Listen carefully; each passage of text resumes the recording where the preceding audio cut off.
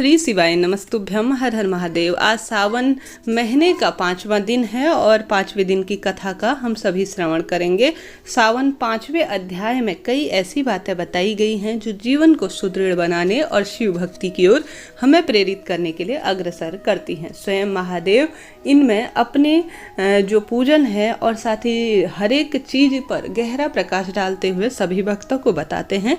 अगर आप सभी ने 4 अध्याय सुने हैं तो आपका बहुत बहुत आभार और धन्यवाद। किसी कारण से नहीं सुन पाए हैं तो जरूर सुने ताकि आप सभी को बहुत रोचक और बहुत महत्वपूर्ण बातें जानने समझने को मिले। आप सभी भी कमेंट्स बॉक्स में मंत्रों का दान करते हुए श्री शिवाय नमस्तुभ्यम या हर हर महादेव जरूर से लिखें। आरंभ करते हैं। मेरे साथ आप सभी भी बोलिए श्री शिवाय नमस्तुभ्यम हर हर महादेव। ईश्वर बोले, हे सनत कुमार, कोटिलिंग का महत्व तथा पुण्य का क्या ही विधान किया जा सकता है। जब एक लिंग महात्मा की कथा कहना असंभव है तो कोटिलिंगों के महात्मा को कौन कह सकता है। अतः यदि कोटिलिंग निर्माण की सामर्थ्य न हो तो 1 लाख लिंग का निर्माण करे। यदि यह भी न हो तो 1000 लिंग का निर्माण करे। यदि इनमें से भी सामर्थ्य न हो तो 100 लिंग का निर्माण करे। साथ ही यह भी सामर्थ्य न हो किसी कारण से तो 1 ही लिंग का निर्माण करे, क्योंकि इस महीने 1 लिंग का निर्माण करने से भी मेरे जीव मेरे पास निवास करते हैं। भक्ति द्वारा विधि विधान से पूजन करें। भगवान शिव शंकर का ओम नमः शिवाय मंत्र सहित पूजन करें। यज्ञ, ग्रह यज्ञ तथा उद्यापन इत्यादि करें। हवन तथा ब्राह्मण भोज करवाए। इस तरह व्रत तथा लिंगार्चन करने से जीव की असमय मृत्यु नहीं होती और बंध बांधव का हरण नहीं होता। जो प्राणी इस मास पंचामृत से मेरा अभिषेक करता है तथा कैलाश में 1 कल्प तक निवास करता है तथा शिवप्रिय हो जाता है, इस महीने में चावल नहीं खाएं। जो चावल का भोग करता है वह सही नहीं माना जाता। वह संपूर्ण धान्यों के लक्ष्य भंडार का स्वामी होता है। हवन इत्यादि करने का ऐसा पुण्य फल कहा गया है।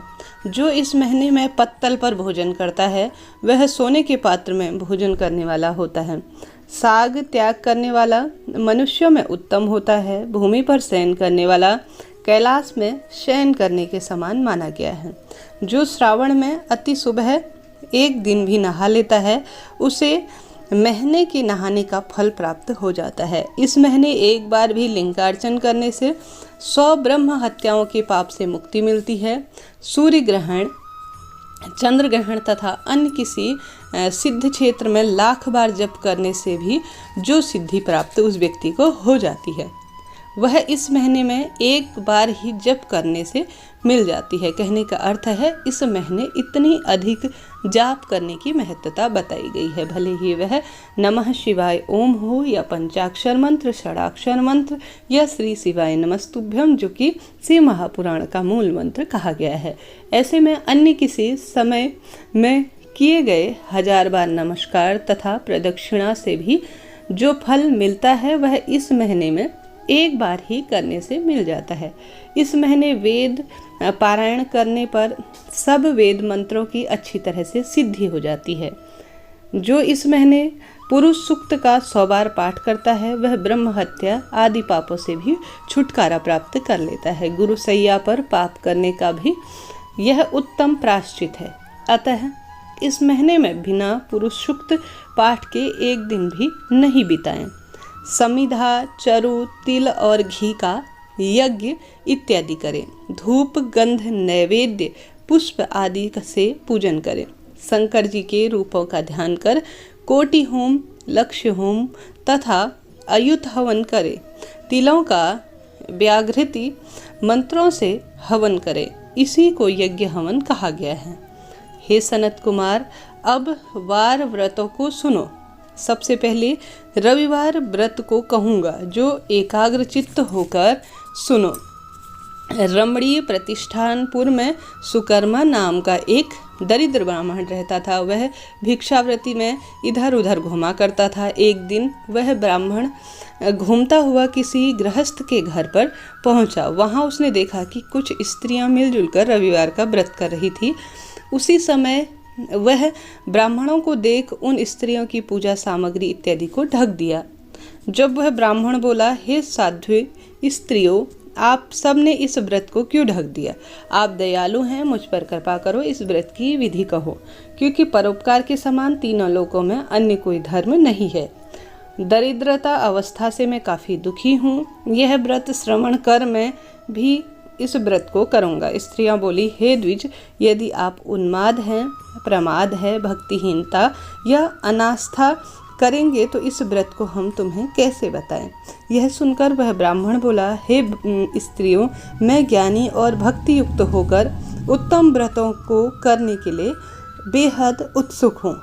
इस समय उस ब्राह्मण की बात सुनकर एक प्रौढ़ा स्त्री ने उसे रविवार व्रत की विधि और महत्व बताया। श्रावण माह में शुक्ल पक्ष के पहले रविवार को मौन होकर ठंडे पानी से स्नान कर पान के पत्ते पर 12 पारिधि वाला मंडप बनाए। मंडप को लाल चंदन से सूर्य नारायण के तुल्य गोलाकार बनाए।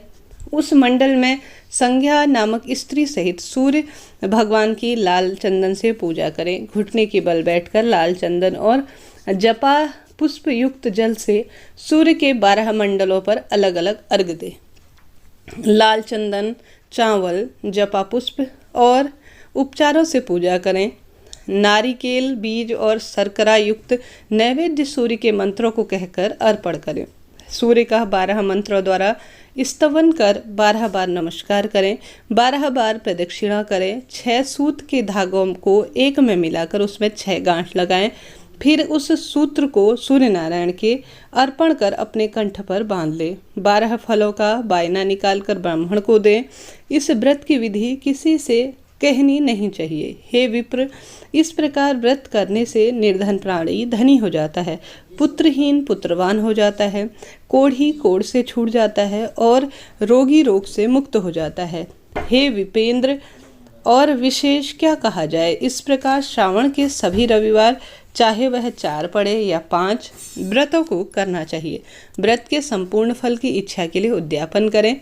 इस प्रकार व्रत की विधि सुन वह ब्राह्मण उन स्त्रियों को नमस्कार कर अपने घर आ गया। घर आकर उसने अपनी दोनों कन्याओं सहित विधि पूर्वक उस व्रत को किया। उस व्रत के प्रभाव से दोनों कन्याएं वेदांगनाओं के समान सुंदर हो गई और ब्राह्मण लक्ष्मीपति होकर वह चली गई। एक दिन एक राजा उसके घर के समीप से निकल गया था और वह जो है ब्राह्मण की दोनों जो कन्याएं थीं उन पर उनकी दृष्टि पड़ी। वे कन्याएं अपने रूप लावण्य से चंद्रमा को भी अपमानित कर रही थी। इस प्रकार से वह बड़ी होती चली गई। उन बालिकाओं को देखने से राजा मोहित होकर क्षण भर वहां पर उपस्थित हुआ। राजा ने ब्राह्मण को बुलाया और दोनों बालिकाओं की याचना की, अर्थात विवाह की इच्छा की। ब्राह्मण ने भी प्रसन्न होकर दोनों बालिकाओं को राजा को दे दिया। वे दोनों बालिका राजा को पाकर बहुत प्रसन्न हुई। प्रसन्न चित्त से दोनों बालिकाओं ने इस व्रत को कर पुत्र पौत्र इत्यादि को भी प्राप्त हुआ। हे मुनि, जैसे आपने इस प्रभावी व्रत से उस राजा को सब कुछ प्रदान कर दिया, दुख दरिद्रता से उसे मुक्ति दी, उसकी दोनों कन्याओं को सुयोग्य वर दिया, ठीक उसी प्रकार से सभी को यह धन संपदा देना। इस प्रार्थना के साथ इस महाभागी व्रत के बारे में आज इतना ही कहा जा सकता है। इसे सुनने मात्र से ही सब मनोकामनाएं पूर्ण हो जाती हैं। इस तरह से यह जो है 5वां अध्याय समाप्त हुआ, जिसमें हमने विशेष जानकारियाँ प्राप्त की, रविवार व्रत की महिमा और उसे करने की विधि और साथ ही लिंग इत्यादि का पूजन, इसका फल, संपूर्ण जानकारी हम सभी ने प्राप्त की।